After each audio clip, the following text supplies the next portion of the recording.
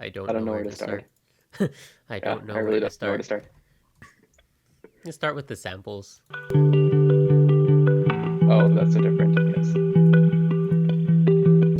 Yeah, so I had to cut out all the low end, add some small reverb, and spice it up. But I use the same effect for like everything. So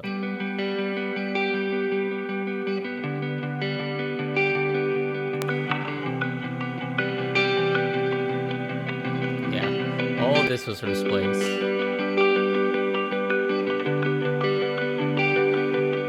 This is probably somebody's song, and they like have all their instruments pasted, and they're like, "Yeah, I'm gonna make a good song," and then I stole all of it and cut it. I'm like, "This is how And then you I made a choose better to one. sample."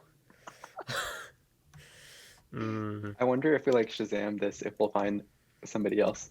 Yeah, I never tried to search for the original song. It probably like easy to find with like PRG, probably stands for something, but I'm not gonna Mm, look into it. Then we just added like the drum pattern. Initially, the only drum pattern we had was this one, which is just like take out like the guitar thing, just like kick and clap, super pretty standard, basic. but such a banger. Yeah, so this was just going on the whole song until you told me that it's probably not the best way to do it, especially in the beginning. Honestly, I think you told me it's probably not the best way to do It was a joint effort. I think I it. changed it up to like the more trap version because I always do that. But I think Mm, discluding it from the beginning definitely has more of a build up. And then there's yeah, like definitely. these hats and the little random sound effects going on. And then just add some snaps.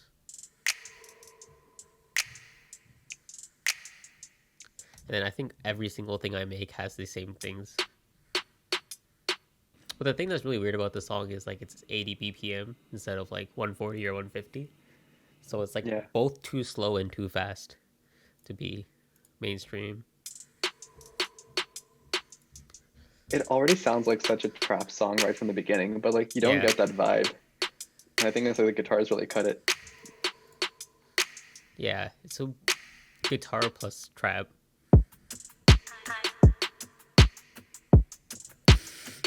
Oh, those eyes. I We can can never add get the guitars tired of in them. there.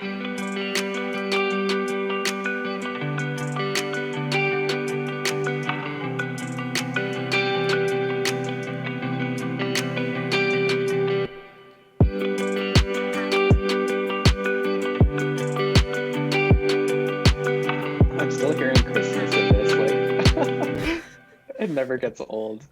Like that last guitar sample that you added. Yeah, I think the funny thing is like adding the eyes, figuring out where to place them was a lot more difficult than it should have been.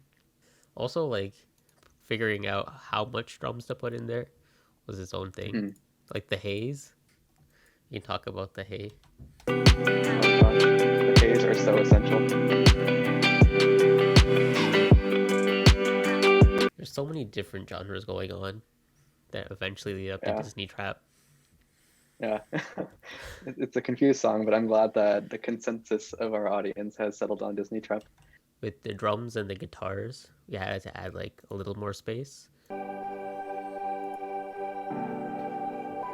Kind of sounds like birds are chirping. I actually don't know where that's coming from.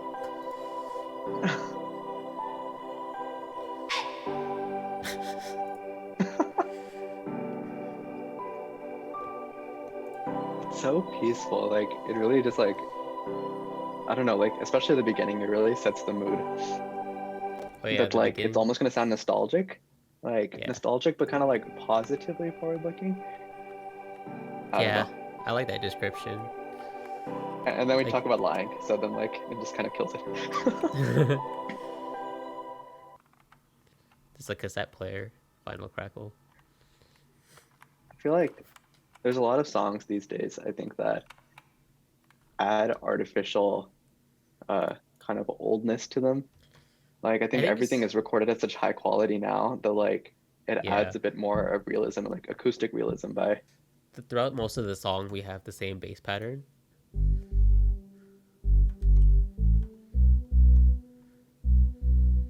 and then it's sidechained by some beat.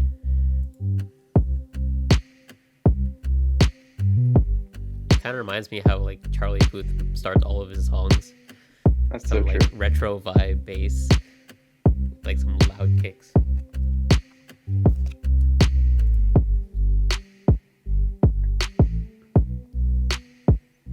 The bass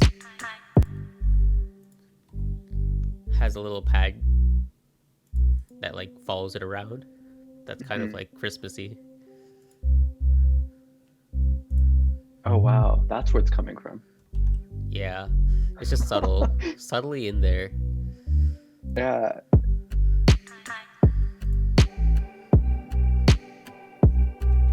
And because like the little pad and piano stuff is all broken into Hmm. fourths, it kind of follows the kicks. Hmm.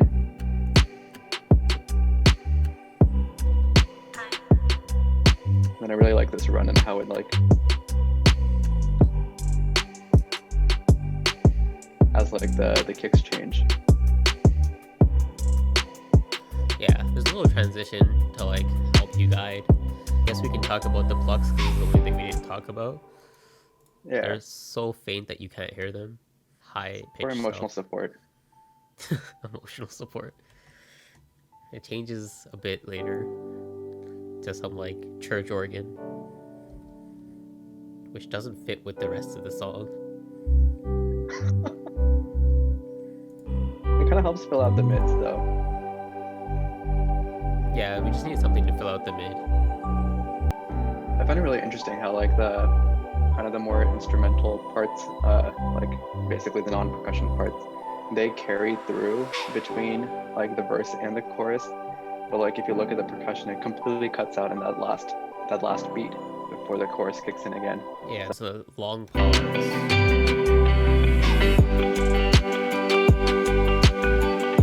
yep.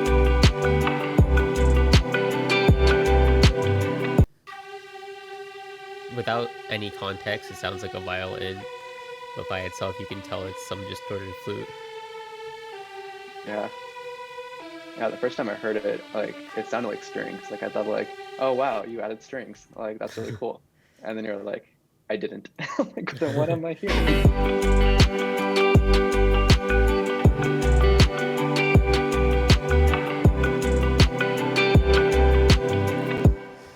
And Hmm. then same with like percussion, just like trying to find instruments that shouldn't be instruments, but making them into instruments. Like Hmm. the clock ticking, slowed down and repeated. You can kind of see like it chopped up, and it's but it kind of does.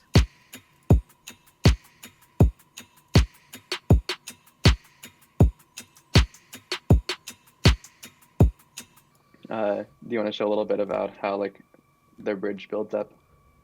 Sure. So the bridge is kind of like over here.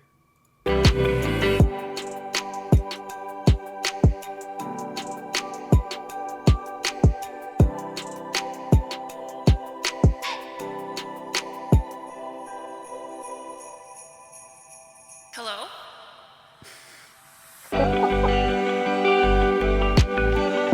Oh God, that hello. Oh my Yeah, gosh. the hello Like sample that's in every song. Hello? I think for Ghost it yes, was even pitched up, so it sounded even stranger.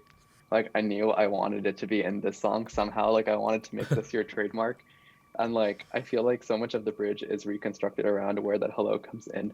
Yeah, this whole And gap then like just wasn't there, and it took so long to yeah. figure out where to put the hello. But we also wanted to keep the sleigh bells in for the Christmas Yeah. theme.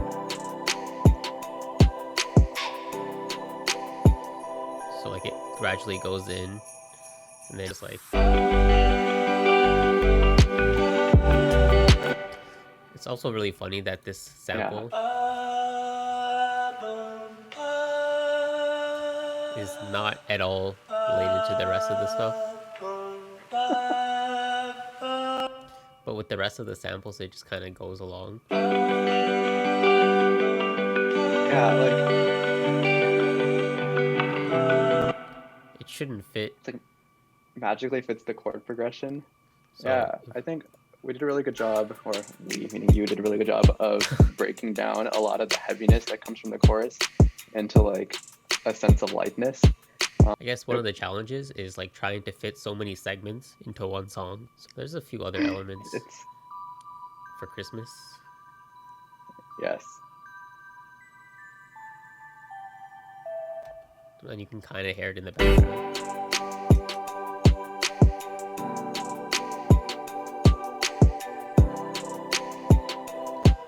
They kind of sound like sleigh bells in the context.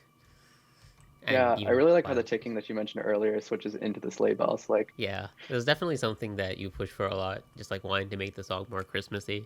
I think something to know about a lot of the things that I do when producing is like a lot of the side chain is based on the main kick, but if the kick pattern changes, then it also changes where all of the focal points like dip.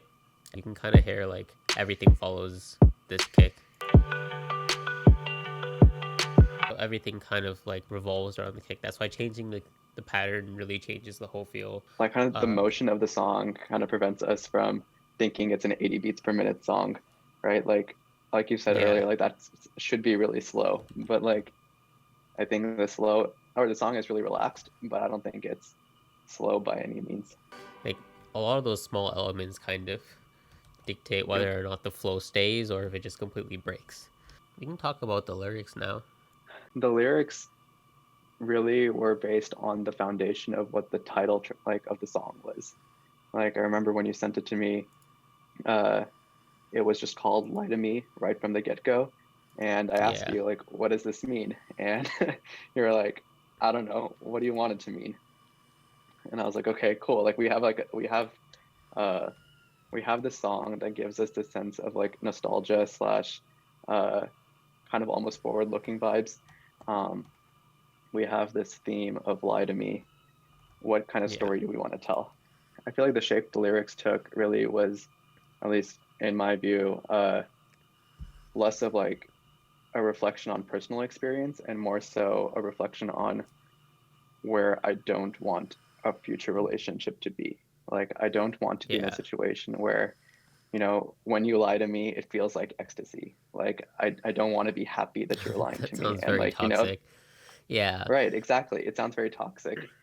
Um, and I think just kind of another angle that the song took was like just kind of bashing on that point. Like, when you lie to me, it feels like ecstasy, like repeating that over and over again. Uh, yeah, seemed a little untrue to the matter of how you get into that state. So I think yeah, that's where the "did you lie to me?" Um, we were meant to be, or like "did you lie to me when you set me free?" kind of is that transition that gets to the point where like I like this relationship more than I like myself, and yeah. it introduces that dark tone. I think it definitely like sets sort of like a pace where it's Hmm. like it's like the five stages of acceptance or grievance, kind of Yeah. like at first the lyrics start off like speculative or questioning, and then Hmm. convincing, and then it eventually reaches like acceptance, which is in the wrong direction probably, Yeah. all things considered, but it's like well, it's okay if you lie to me, that's fine. um and it's funny because it's a Christmas theme song, so like you're just like happily like, yeah, lie to me, this is great. And it's all happy and everything's kind of just like around, like based around that happiness, but then the actual lyrics are pretty sad, which kind of has a weird duality, Yeah. kind of like the BPM and the trap snares. It's just you don't know how you're supposed to feel, and that's somewhat of a reflection of like realistic scenarios. It's not usually black and white. It almost never is black and white. Exactly. Like Christmas element is such an important part of it, I feel like, because Yeah. I feel like I've seen in a lot of culture studies that the time post Christmas between Christmas and New Year's is supposed to be considered like the dark days. At least I think in Egyptian folklore, it's considered that way too. I find it Mm. really convenient that like we released a dark song post Christmas, kind of on New Year's. Like it fits into a narrative that I don't think we're really striving to tell, but was told in a kind of effective way. Effectively telling the wrong story. I like it. You can try playing some of the lyrics without the song, kind of give the Yeah. context. I don't know where to start. I'm crawling in the dark. Kind of hear the ad libs in the back. I don't know where you are.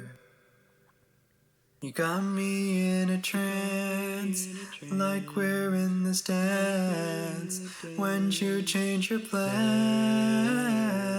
did you?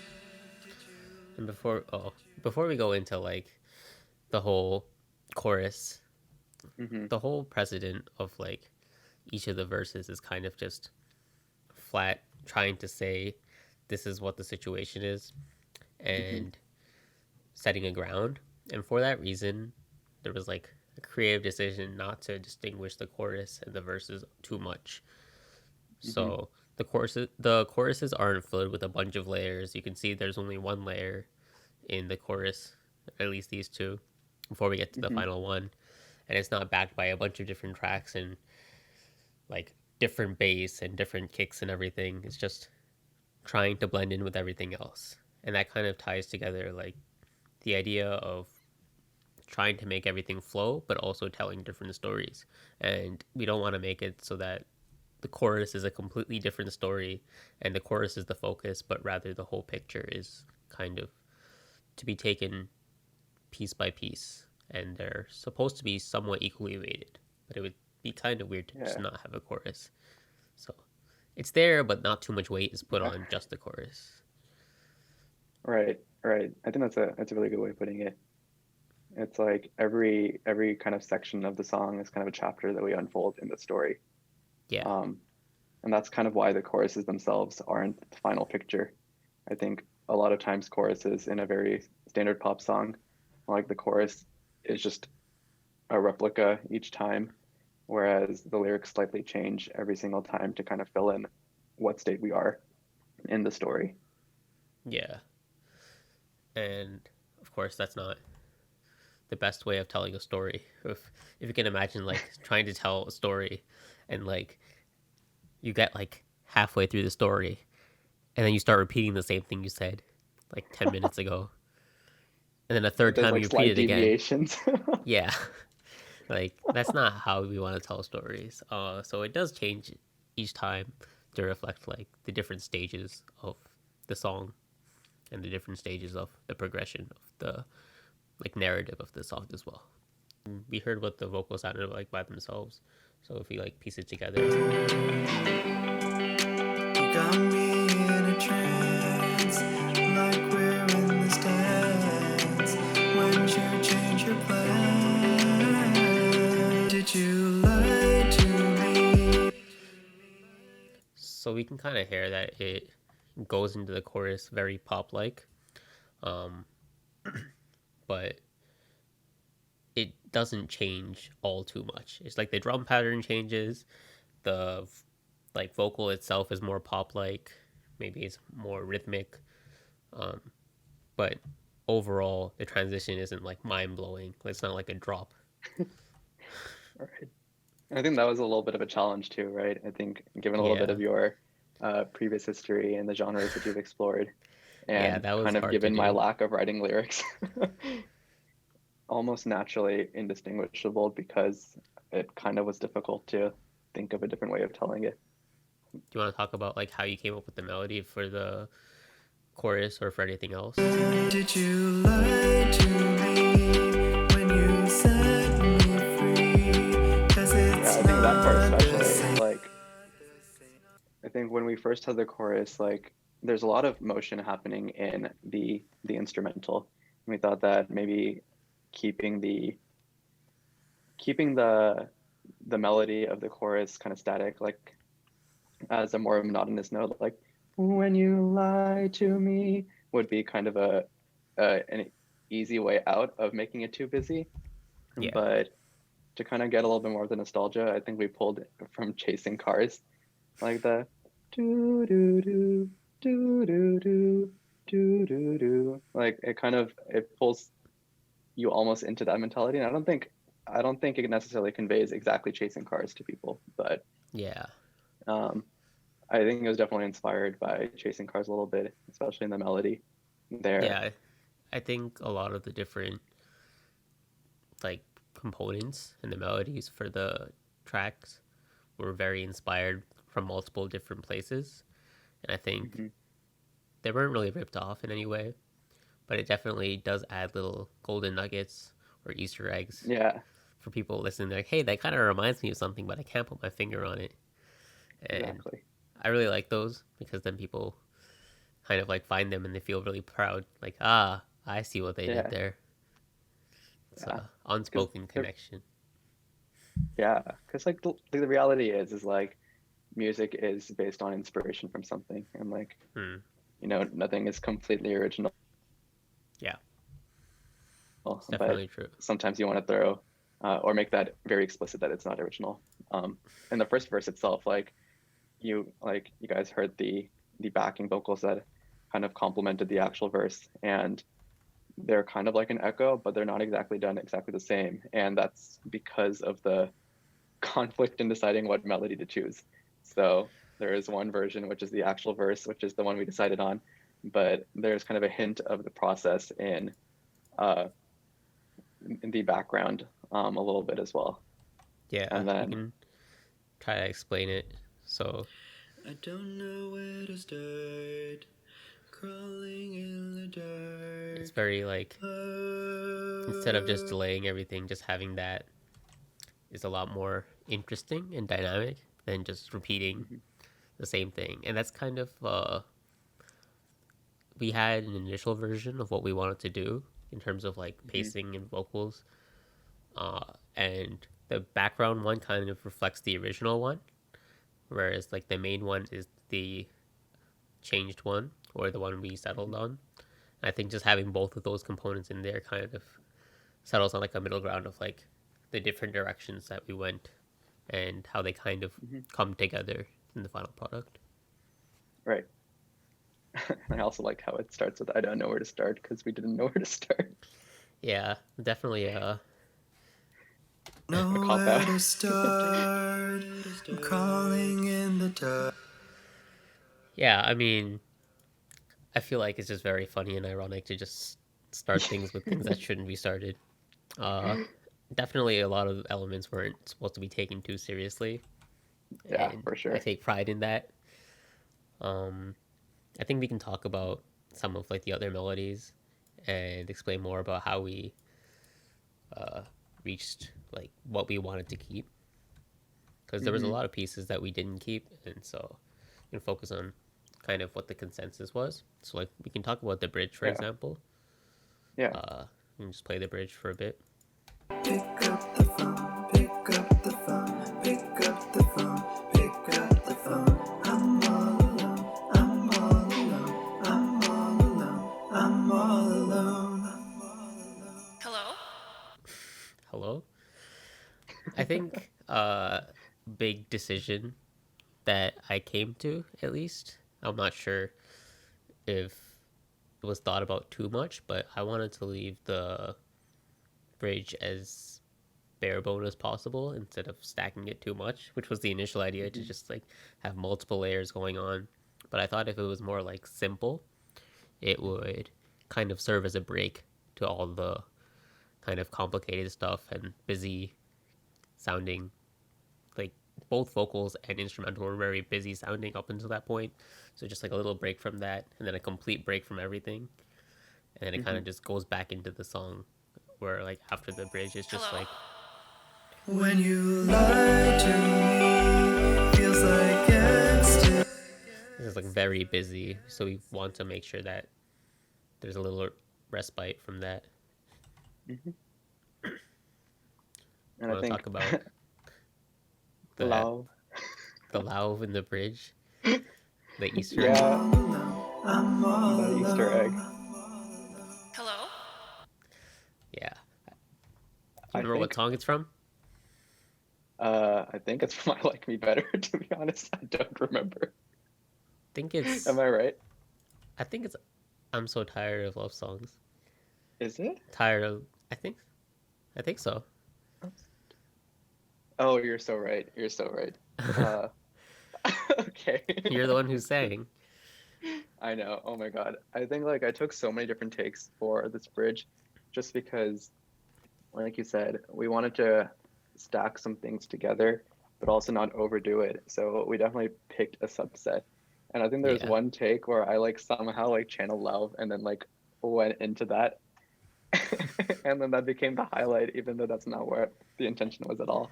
yeah. I remember at one point you even wanted to cut it, and I was like, why not just keep it but exaggerate it?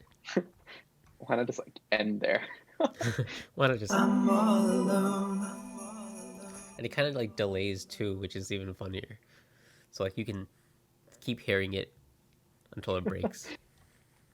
The thing, Uh, like our original take at this part was to cut out that last "I'm all alone" and yeah, interrupted with the hello, but yeah, that "I'm all alone" kind of stood out so kind of on its own that we pushed the entire song over out of that delay. yeah.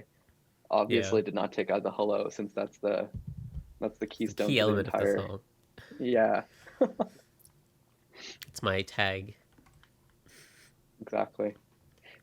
It's what you'll be known for, in the best way. Do you want to say anything about the second verse? Uh, You see the way we've grown. We both The feel so Disney trap. low. I'm out here on my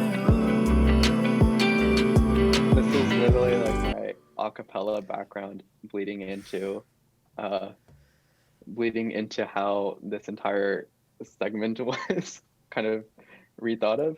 Like Yeah, I the actual melody of the verse itself, I think, is paying respect to the change in beat, kind of taking a different style of it, making it a little bit more legato, which is kind of how at least I interpreted um, the less like 4/4 time of the kicks.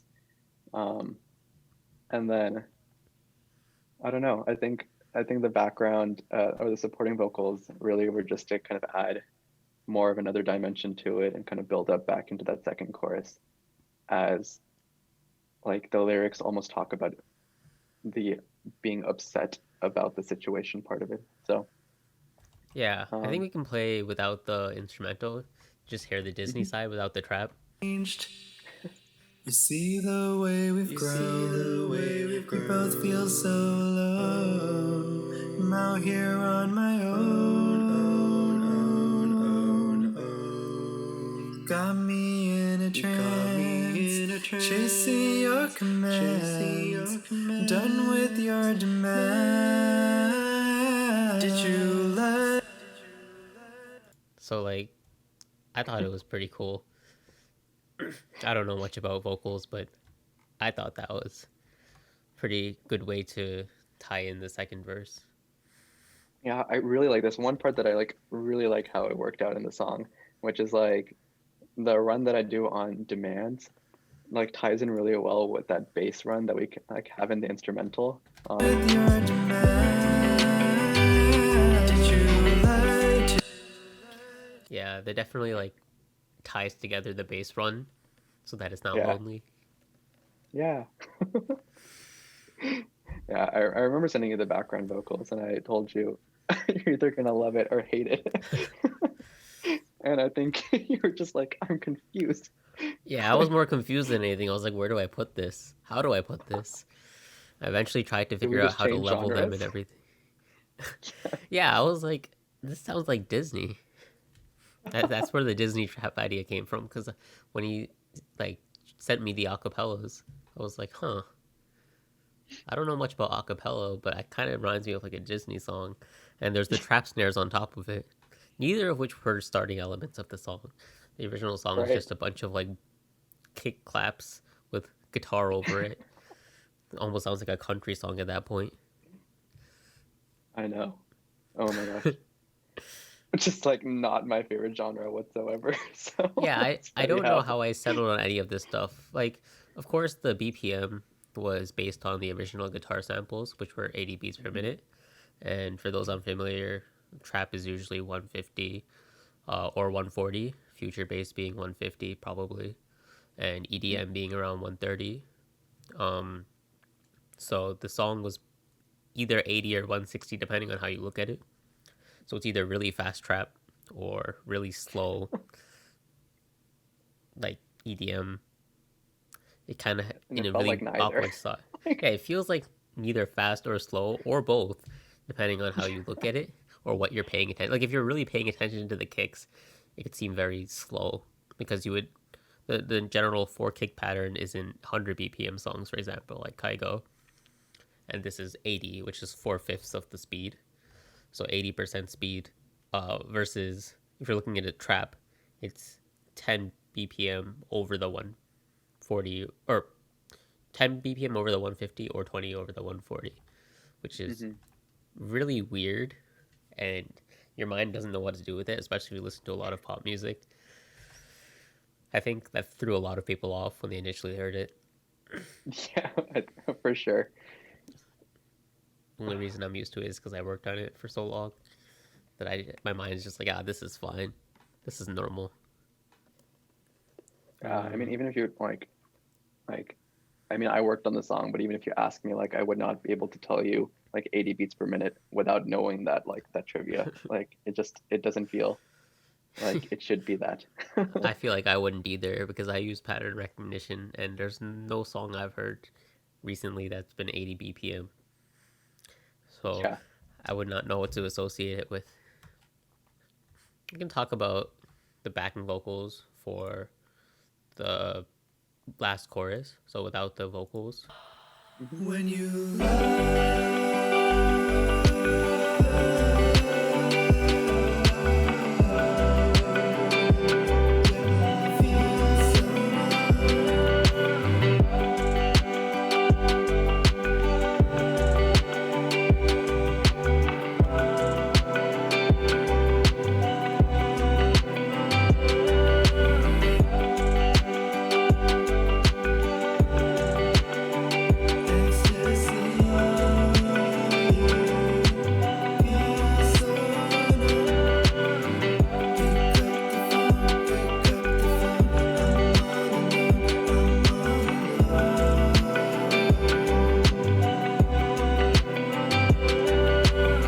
Yeah. Like, I feel like I was inspired by Taylor Swift or like Camila Cabello in this section. Like it's what they do in their songs, and it's kind of my inspiration for what I did here. Like the beginning of the final chorus is like begins with just a sustained note on a harmony with the melody that kind of fades yeah, into kind of a run. And then just like other ad libs at the very end, like emphasizing ecstasy.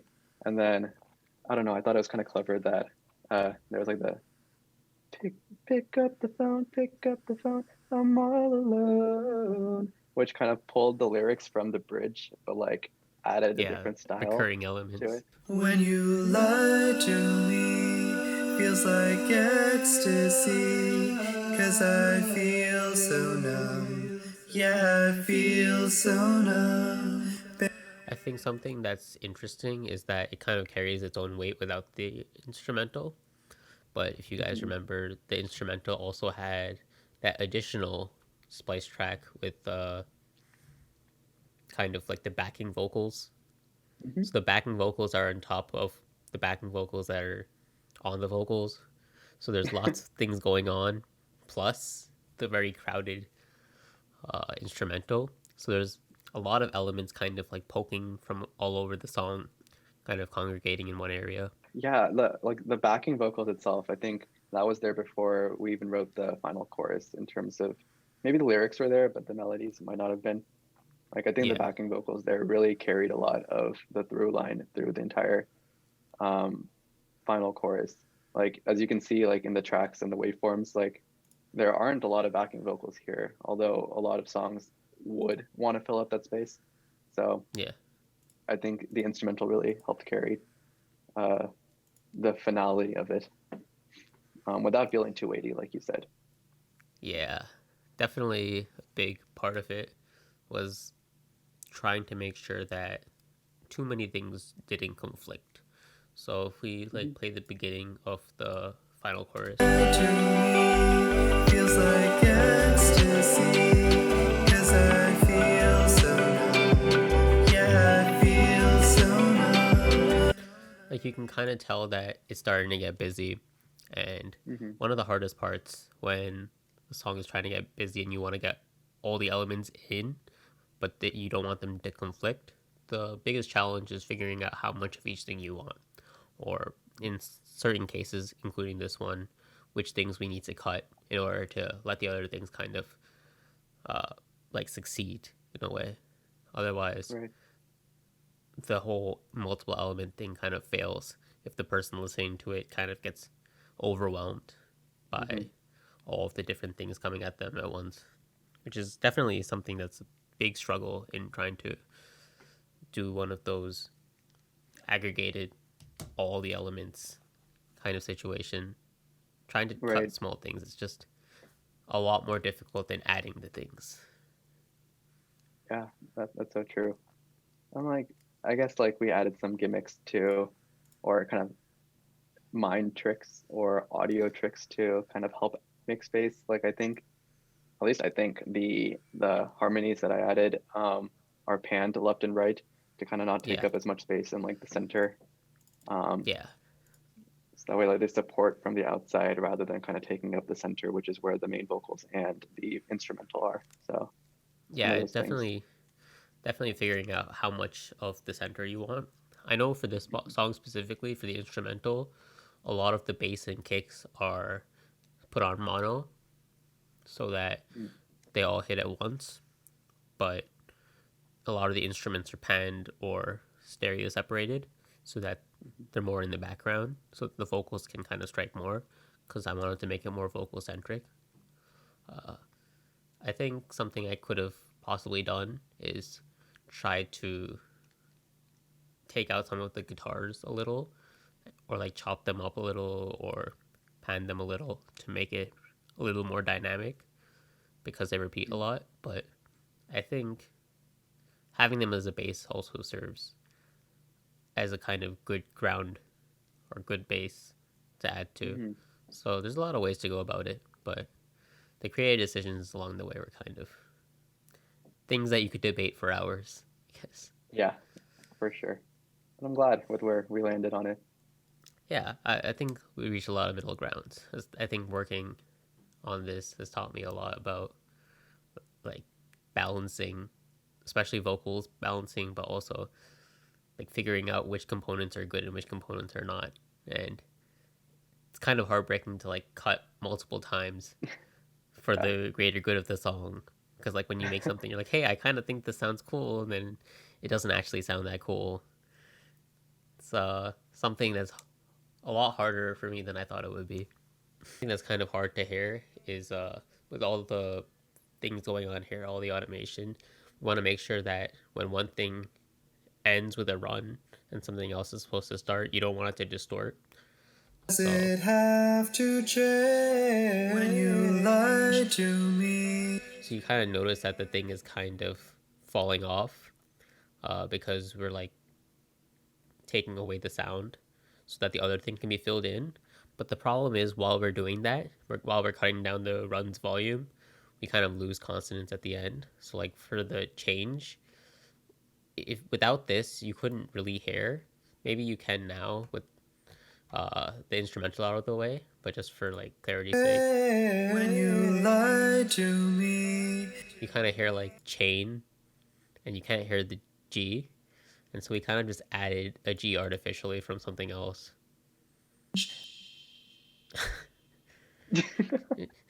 just I because. think it's from like the does it have to change from like the first verse or first chorus, sorry.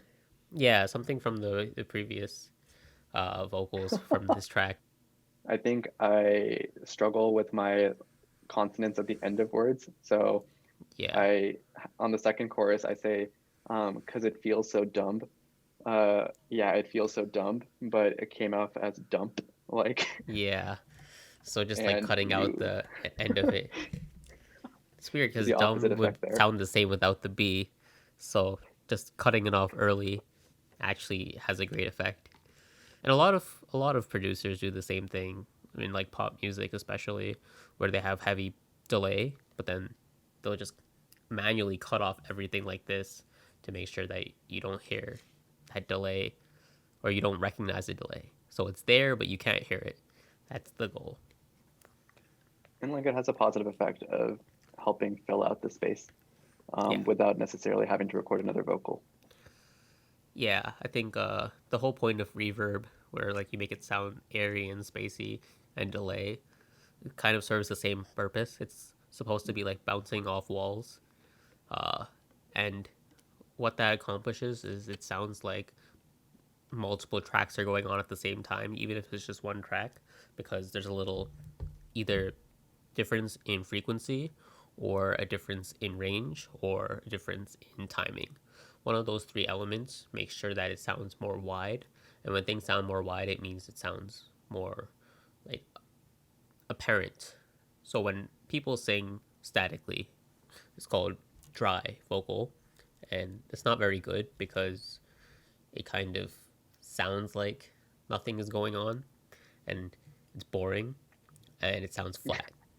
But then when you add a bunch of those effects like delay and reverb, it kind of sets like a stage for the vocals and it sounds like ethereal. I don't know I don't know how to describe it.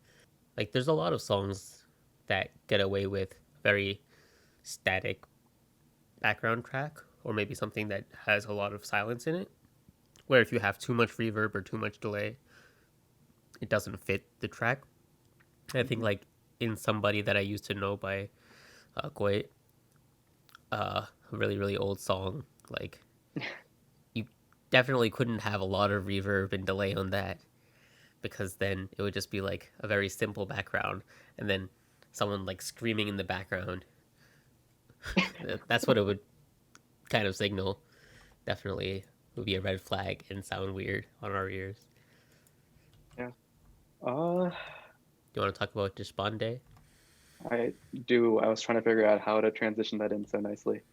Yeah, I think like the pattern, okay, the kind of build up in the context, like the pattern that we have with a lot of the verses is like a an AAA pattern. So like I don't know if it's poetry that like set the tone for this. Like AB is like your roses are red, violets are blue, something that rhymes with red, and then something that rhymes with blue. So that's like an AB pattern. Poetic. Uh, yeah, we we picked an AAA pattern with like nothing on the fourth bar, and for the second verse, we had this thing with like trance and dance going, and we're looking for rhymes for it. And I think I don't know, Ashwin, did you find some like rhyme generator or rhyme? Yeah, so we searched it on Google and like it had a giant list of like rhymes and going down them, especially at the top it was fine, but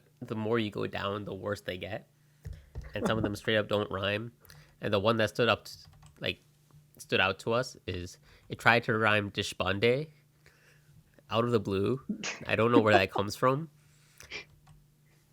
And I think it was Like, probably the funniest thing coming up with the oh lyrics. my God. Yeah, because like I was just sitting there, like literally like with my head down, thinking like you're reading these out, and I was like kind of like right swiping, left swiping on words we could use. And I think we're Yeah, trying to fill out like done with your demands was yeah, like what we were trying to fill out. And I think maybe and was what you searched, and somehow Deshpande like yeah. somehow fit the vibe. And Deshpande. like despair like yeah, like I I don't don't know how know. that rhymes. I don't know how that got there. Oh my I'm done God, with your some Deshpande. sentiment analysis.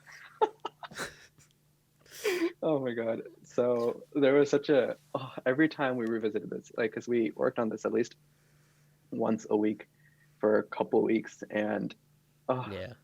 I could not figure out how to fit in Deshpande, even though I really wanted to, because like Screaming in the we background. weren't taking ourselves seriously, right? Yeah, we really should have squeezed it in, maybe in the deluxe version In or in the re-release. the yeah, we gotta find some premium version of this where all the extra Easter eggs are just memes. Yeah, I know. So when we release on Spotify, catch Deshpande in the metadata as co-writer. I don't know. Co-producer Deshpande. Yeah. Oh my God. I think otherwise there's like some other small things that like, does it have to change or are we estranged? And then we say like, isn't it so strange? Does it have to change? Like, there's a lot of kind of revisiting some of the same rhymes but flipping them on themselves uh, Yeah. through each chorus. A lot of small things. It was Yeah, difficult to kind of settle on the words that we liked, but I think it helped to have a very um, like kind of solid theme that we were trying to fit into it, which kind of helped say like yay or nay to everything. And Deshpande, the heartbreaker that he is, just didn't make the cut. didn't quite make the cut. Couldn't exactly find the right spot for him, Yeah, but I know. we did eventually know where to start, luckily, and Yeah. rhyme everything with start to make for quality lyrics.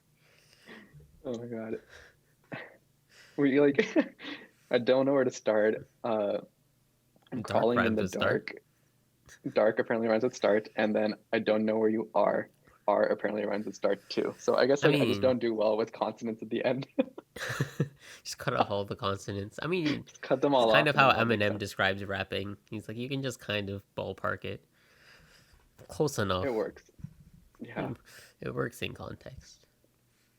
Honestly, I think it brings down the cheesiness of it by having some of the fluidity. Like we'll call it a rhyme. Yeah, I think ballparking is a great way to describe a lot of the lyrics and how we kind of reach them. Ah, Like yeah. this is probably right, and then both of us agree, and then it makes the cut. There's no record label to say, "Hey, wait a minute, this doesn't rhyme." Just gives a little more creative freedom. I know. Yeah. Okay, I I think think that kind of covers it. yeah, I think that's a good place to end. Uh, Definitely enjoyed working on this. Definitely happy with the Oh yeah. result. Lots of Yeah. work goes into such Super a fun. small song. I know. You did so much. And I I'm think like, it was more of a shock to you than it was to me of how much time goes into something so small. I mean, I wasn't surprised, but I was kind of shocked by how dedicated you were to making it even better than like the previous iteration, you know? Because like Yeah, we could have released it like maybe a month early, but like there were so many small things that like weren't small in the end, and I think amounted to yeah. like a product that we're really happy with. So I'm I don't overly know, kudos to you. meticulous on things that maybe aren't so important, but when I listen to it, if it's like not fitting, I'll hear it like 2 years from now and be like, I wish I did this. So I just try to do as much as I can to prevent future me from saying that. I think we learned through this process, and like honestly, like at least I learned through this process that like you are very nitty gritty about the small details, and like I think I am that way too, which like I think is Yeah, it kind was of good a synergy. weakness, but like it worked for us because we Yeah, spent I think 30 minutes fixing eyes that don't appear more than 4 times in the song. Like it's yeah. Like there's in like there were there a lot more in the beginning, but then at the end, there's only four eyes. I oh didn't man, even notice I until hope the after people releasing. listening get that. Yeah, I hope Yeah, people appreciate the eyes and the haze, the most important part of the song. the most important part is hello, but like yeah, the eyes and face are really close after.